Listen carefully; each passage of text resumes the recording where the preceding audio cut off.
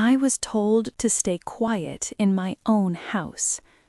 I was sitting in the family room when the remote clicked. That sound, small, sharp, cut through the evening like a blade. The television went black. For a moment, I thought the power had gone out.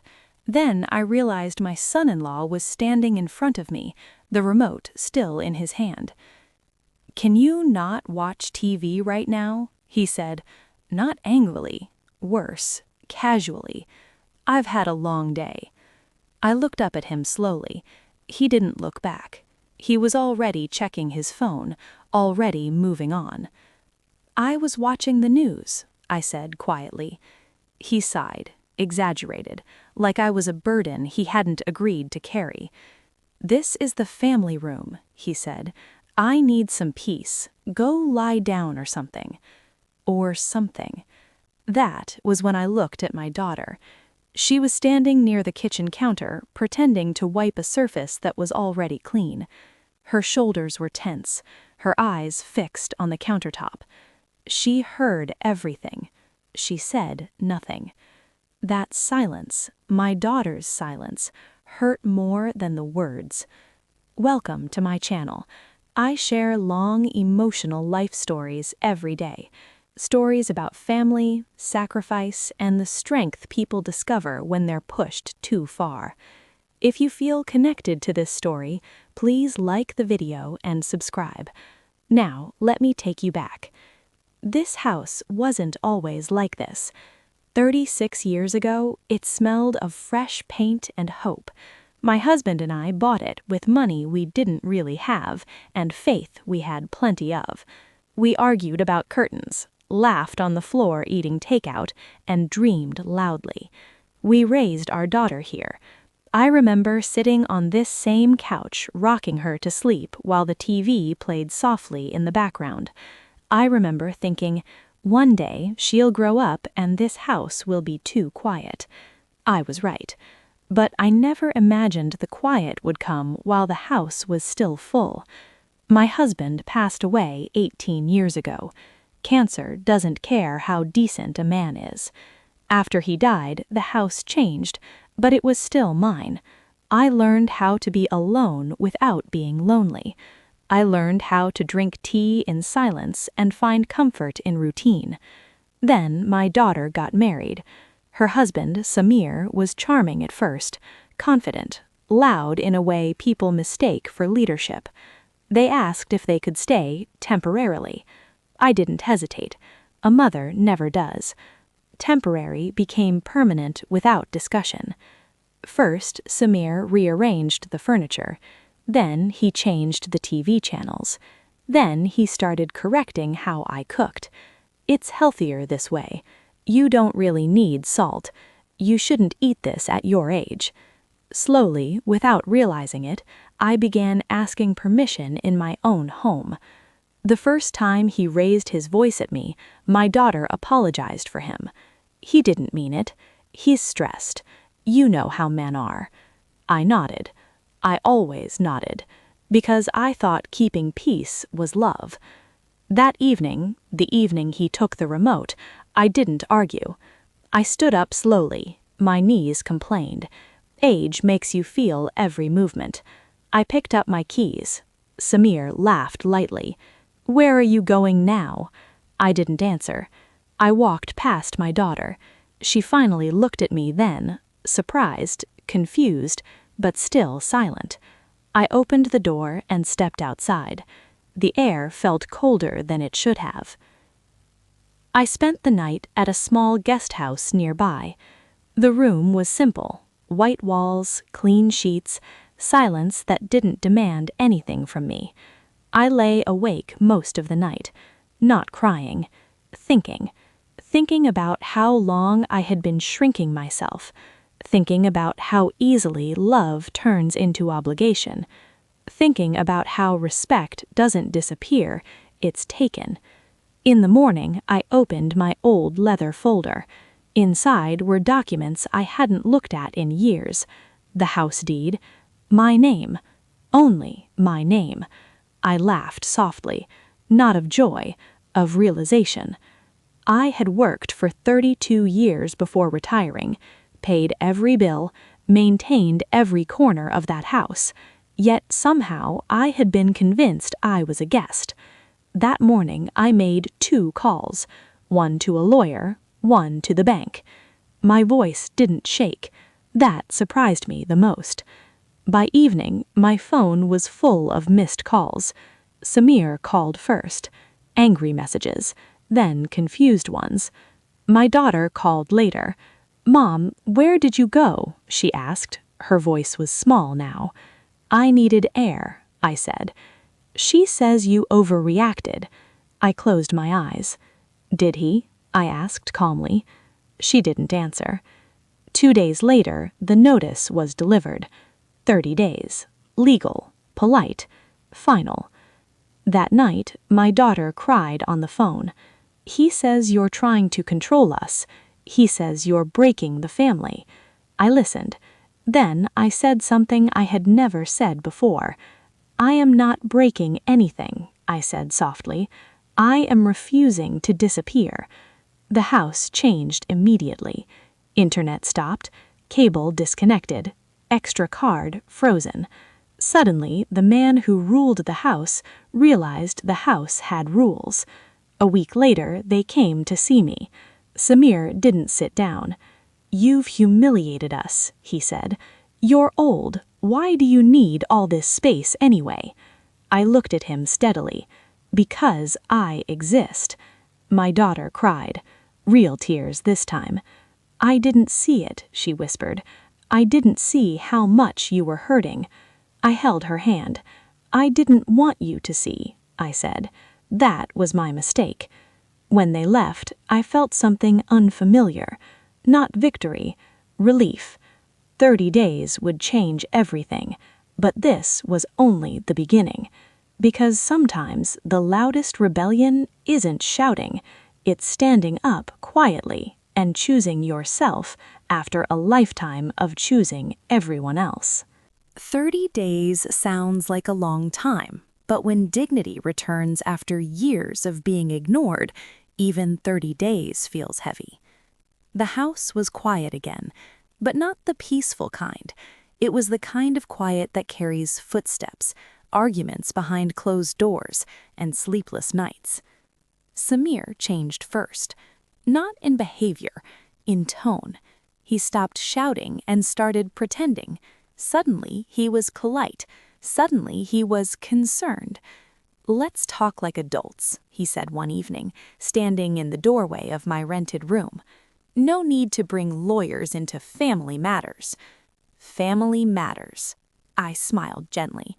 "You made it legal when you made it painful," I replied.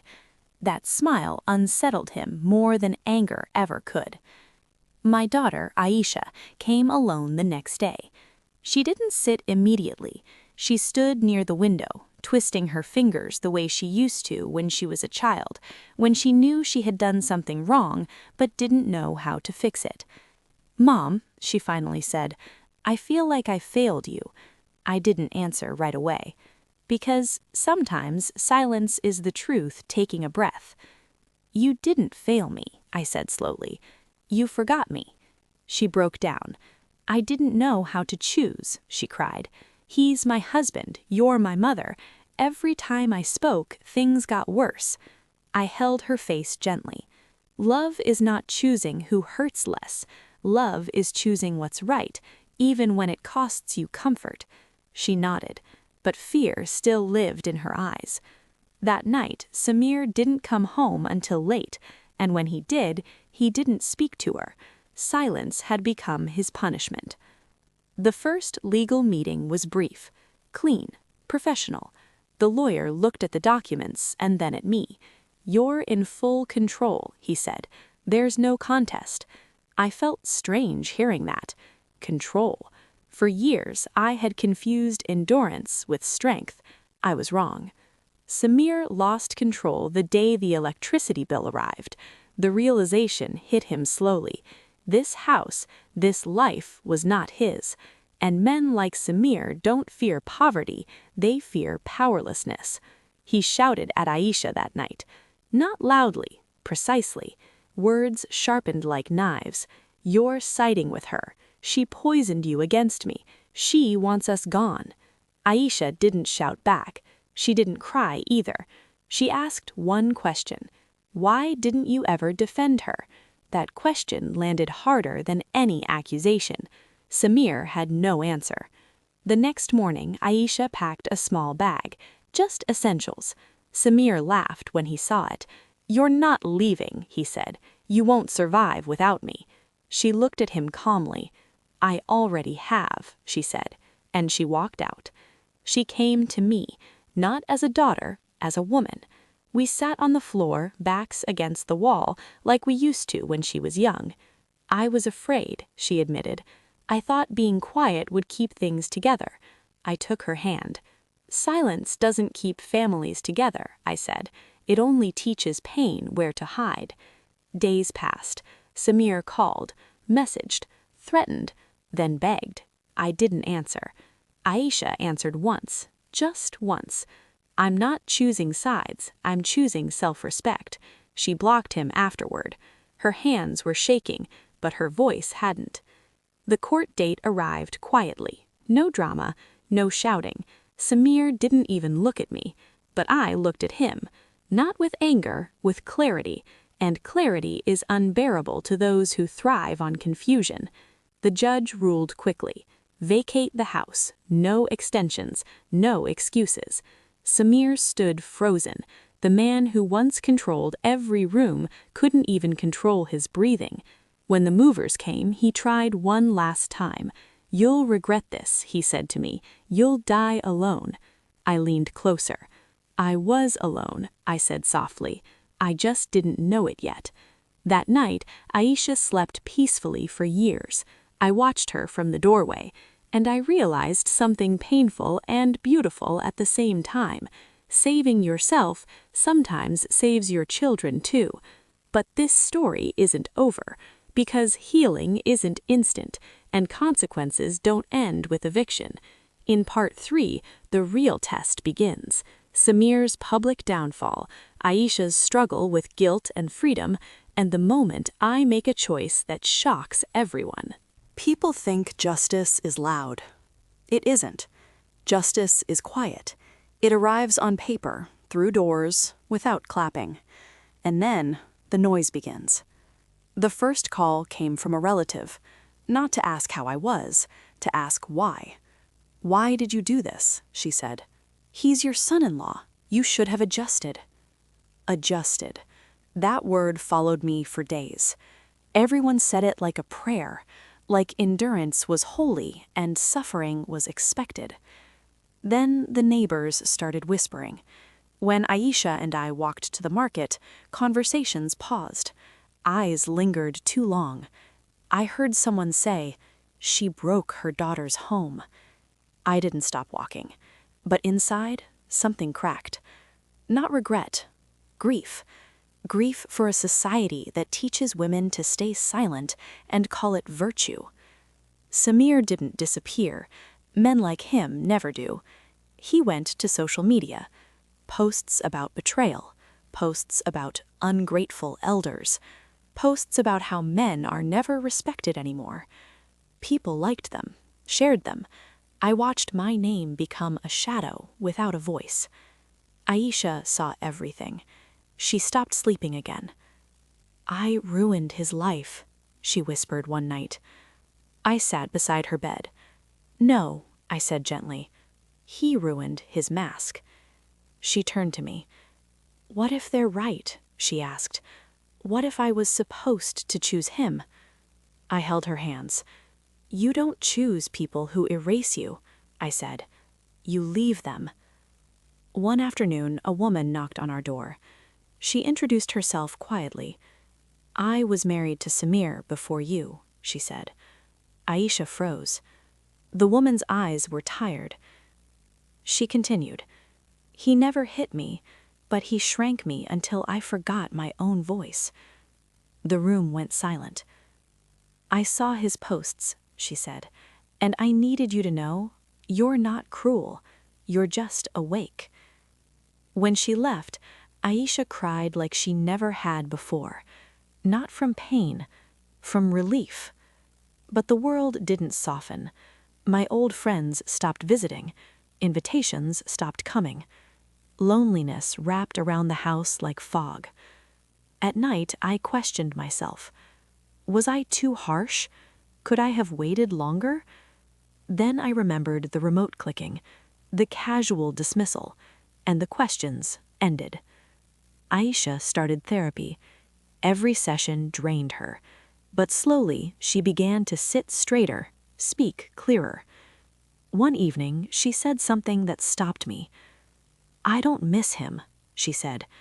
"I miss who I thought I was with him." That's when I knew she was healing. Samir showed up unexpectedly one morning, unshaven, angry, desperate. "You turned everyone against me," he shouted. "You taught her to disrespect her husband." I didn't raise my voice. "I taught her to breathe," I said. He laughed bitterly. "She'll come back. They always do." Aisha stepped forward. "No," she said. "Not this time." That word, no, was heavier than any slap. Samir left, but not defeated, just exposed. Weeks later, a letter arrived. Not from him, from his workplace. Termination, misconduct, complaints. Suddenly, the online supporters went quiet. Truth has patience.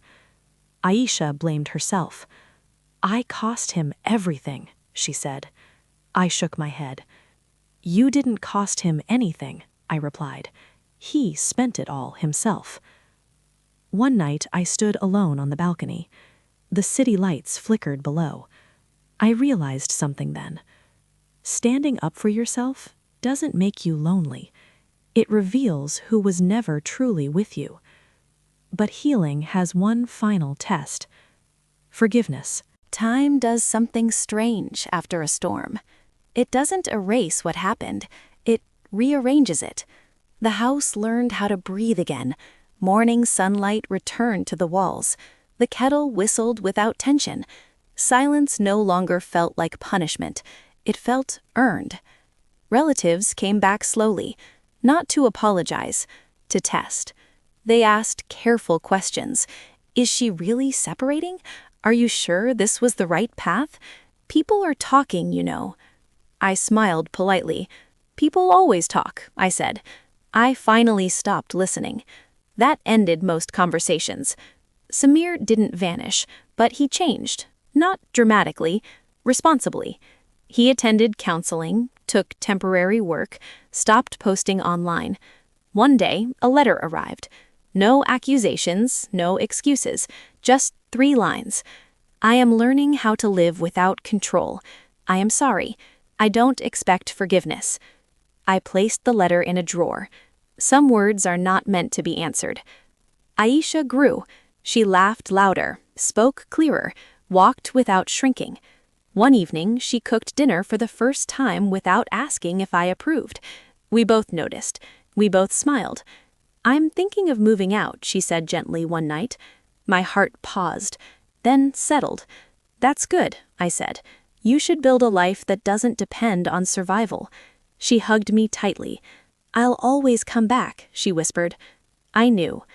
The house became mine again, not just legally, but emotionally. I repainted the walls, planted new flowers, removed furniture that carried old weight.